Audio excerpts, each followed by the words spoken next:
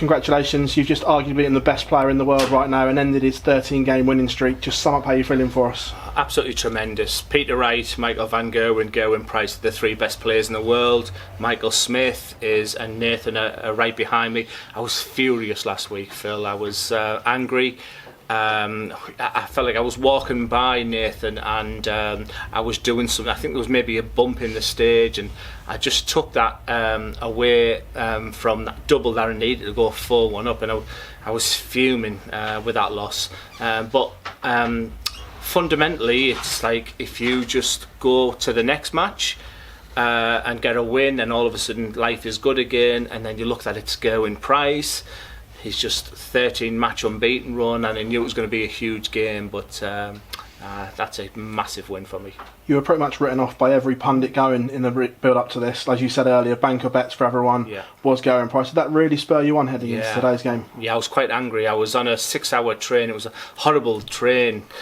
Darlington to Exeter St David's. It was like 6 hours, so it gave me a chance to read everything you write and all the boys, and then I suddenly started reading Paul Nicholson's, and I got a banker bet of 7-2. Wayne Mardle was waxing lyrical about Gerwin and like 2 lines about me, and 7-2. Gerwin Price himself was interviewed and said that if he plays his A game, he wins the game easy. And that was, do you know, if I can just feel like I did tonight. I've been incredibly nervous, maximised at the Fallon game, but I need to find that fire that I had tonight in every match up there. Also, it looked a bit feisty up there at times. Were there some dark arts going on up there at times tonight? Yeah, maybe. I love Gerwin Price. He's my favourite player to play, and I can learn so much from him. And he's come from a sporting background, and I'm a massive fan of his, and just love playing him. Whole build up to this, you said avoid relegation. Surely now you must be looking up at the O2 already.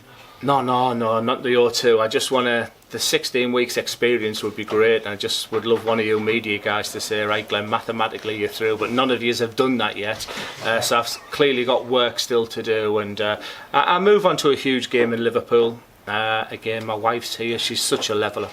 She's it's awesome travelling with her right now, and I look forward to Liverpool, and Newcastle's going to be monstrous. There's 200, 300, 400 Borough fans going to Newcastle. It's going to be awesome, that match. Great pleasure as always. Glenn, thank you.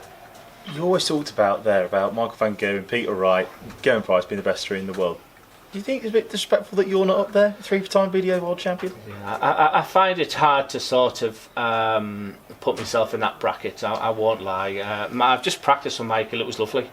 Loved it. The fact he came on a practice board with me, and I won't lie. The past 4 weeks I've been sort of practicing on my own. No one's really made an effort with me, and I loved it.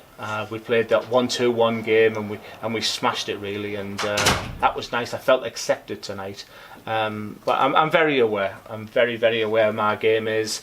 I'm looking for that top 16.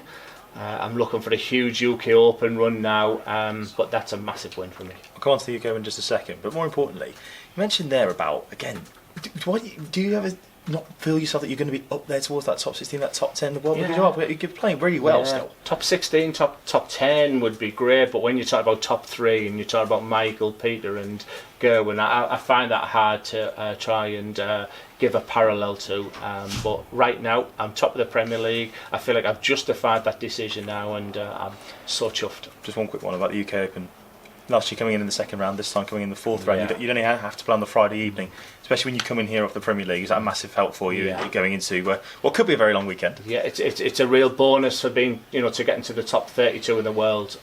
So you come into the 4th round, and the FA Cup draw sort of kind of I enjoy. You're not sort of, if I beat him, I've got Phil Bars. If I beat him, I've got Wayne Mardle, etc., etc. So you just, it's the excitement of not knowing that draw now, and I feel, and I'm going to Minehead right now, and so dead chuffed. We'll let you get off, Glenn. Thank you very much, Steve. Cheers, Glenn. Thank you.